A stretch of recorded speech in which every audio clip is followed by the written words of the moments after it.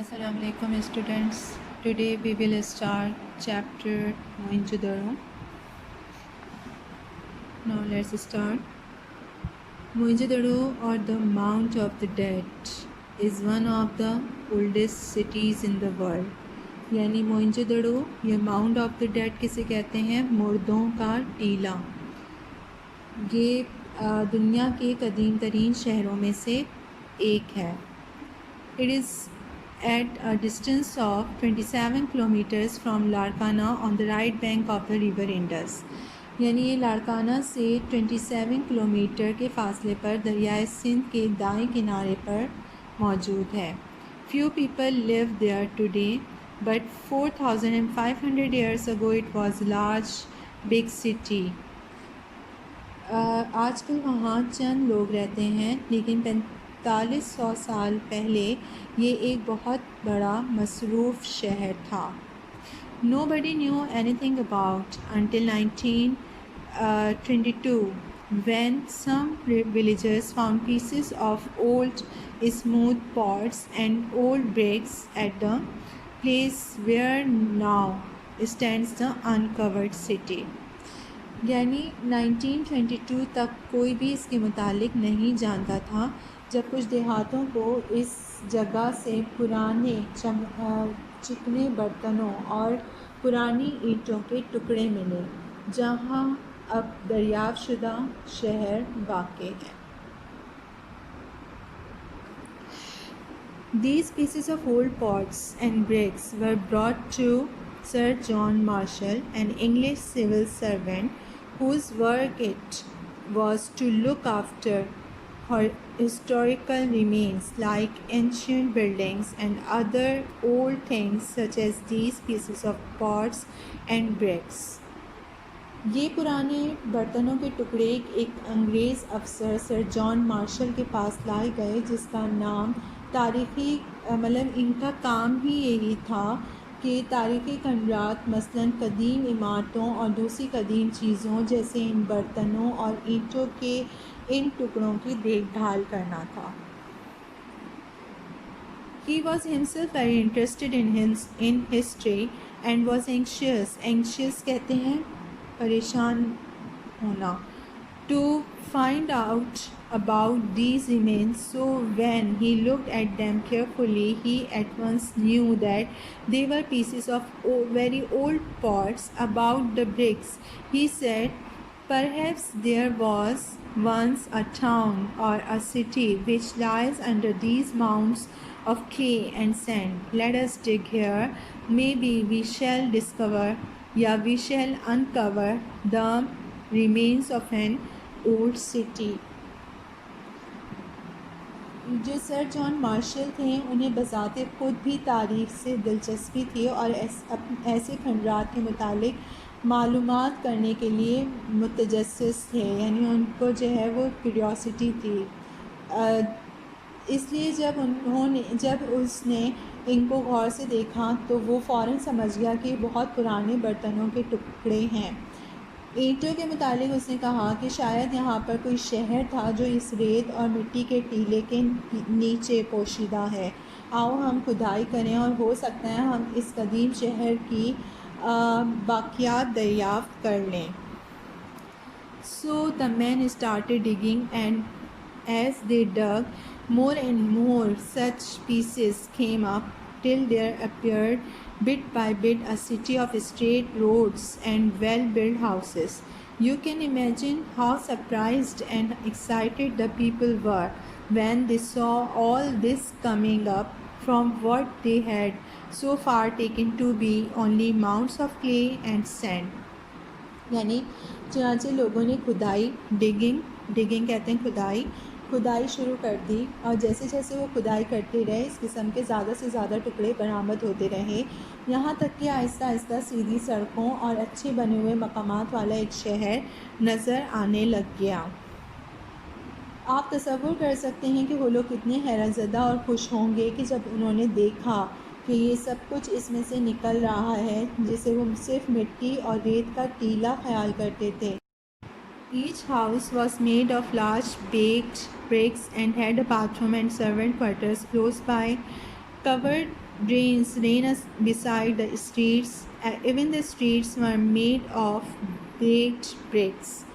یعنی ہر مکان بڑی پختہ اینٹوں کا بنا ہوا تھا اور اس میں قریب ہی غسل خانے اور سرونٹ کوارٹرز موجود تھے نوکروں کے لیے، اور ڈھکی ہوئی نالیاں گلیوں کے ساتھ ساتھ بہتی تھیں، اور یہاں تک کہ گلیاں بھی پختہ اینٹوں کی بنی ہوئی تھیں. Carts and other form of transports could some ride to the center of the town. یعنی گاڑیاں اور دوسری قسم کی نقل و حرکت کی سواریاں ٹھیک شہر کے مرکز میں آ سکتی تھیں. You can still see the great hall where grain was stored. There is a wide road in the middle of which was the shopping center with shops on both sides. This road continues on to the houses of the workmen.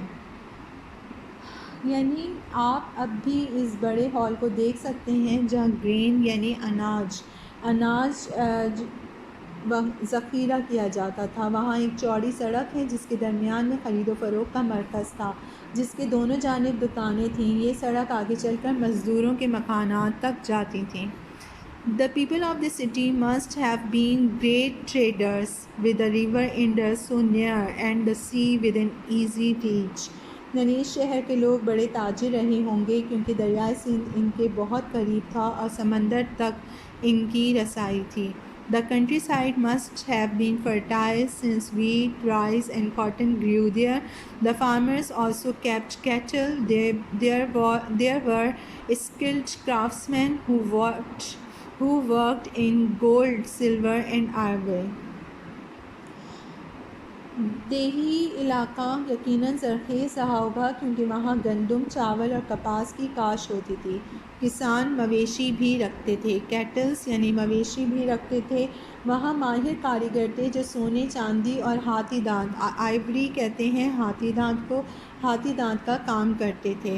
Clay dolls and carts were made for the children to play with. یعنی مٹی کی گڑیاں اور چکڑے بچوں کے کھیلنے کے لیے بنائے جاتے تھے. We also have an idea of the dresses worn by the ruling class.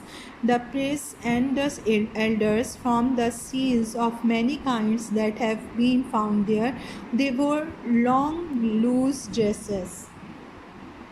بہت سی اقسام کی مہریں جو ہمیں دستیاب ہوئی ہیں اس سے ہم اندازہ لگا سکتے ہیں کہ حکمران طبقہ، مذہبی پیشوا اور بزرگ کیسا لباس پہنتے تھے. وہ لمبے اور ڈھیلے لباس پہنتے تھے. Nearby is a museum where interesting objects found from Mohenjo-daro are on exhibition. They include seals, jewelry, toys, weapons and painted pottery. The best find of Mohenjo-daro is the head of bull which was used as a seal. یعنی قریب ہی ایک museum یعنی عجائب گھر ہے جہاں موہنجو دڑو سے ملنے والی دلچسپ اشیاء نمائش کے لیے رکھی ہوئی ہیں. ان میں مہریں ہیں اور زیورات، کھلونے، ہتھیار اور نقش و نگار والے برتن موجود ہیں. موہنجو دڑو کی بہترین دریافت ایک بیل کا سر ہے جو مہر کے طور پر استعمال کیا جاتا تھا. A metal statue of a dancing girl has also been found. یعنی ایک ناچتی ہوئی لڑکی کا دھاتی مجسمہ بھی دریافت ہوا ہے. There are metal tools too. It is because of these metal objects that the probable age of the city is being given as about 4,500 years. دھات کے اوزار بھی ملے ہیں اور ان دھات کی اشیاء ہی کی وجہ سے اس شہر کا زمانہ تقریباً 4,500 سال پرانا قرار دیا جا رہا ہے. For a long time these people lived a happy life. They were quite rich and traveled from place to place on business or on pleasure.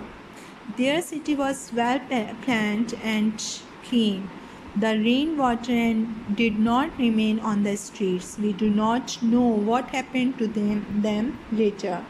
عرصہ دراز تک ان لوگوں نے خوش و خرم زندگی بسر کی۔ یہ وہ بہت امیر لوگ تھے اور کاروبار یا تفریح کے لیے ایک جگہ سے دوسری جگہ سفر کرتے تھے۔ ان کا شہر اچھی منصوبہ بندی سے تیار کیا ہوا تھا اور تیار شدہ اور صاف تھا۔ بارش کا پانی گلیوں میں نہیں رکتا تھا۔ ہم نہیں جانتے کہ بعد میں ان کے ساتھ کیا ہوا۔ Either they were raided from the north or some great earthquake destroyed them. یعنی یا تو شمال کی طرف سے ان پر حملہ کیا گیا یا کسی بڑے زلزلے نے ان کو تباہ کیا۔ No one has yet been able to determine the meaning of the words written on the seals or on the pottery. یعنی کوئی بھی شخص ابھی تک ان الفاظ کے معنی نہیں جان سکا جو مہروں اور برتنوں پر لکھے ہوئے ہیں۔ Much could be learned if the language experts are able to decipher these words. یعنی بہت کچھ جانا جا سکتا ہے اگر زبانوں کے ماہر ان الفاظ کو پڑھ سکیں۔ Learned men and visitors often come to the site. They come not only from Pakistan but also from all over the world. Let us hope that their efforts succeed in deciphering these words. یعنی بہت قابل لوگ اور سیاح اکثر اس جگہ آتے ہیں، وہ صرف پاکستان سے ہی نہیں بلکہ دنیا بھر سے آتے ہیں۔ We all then know a great deal more than we do now about this dead civilization. ہمیں امید کرنی چاہیے کہ ان کی کوششیں ان الفاظ کو سمجھنے میں کامیاب ہوں گی، پھر ہم اس مردہ تہذیب کے بارے میں جو آج جانتے ہیں اس سے کہیں زیادہ جان سکیں گے۔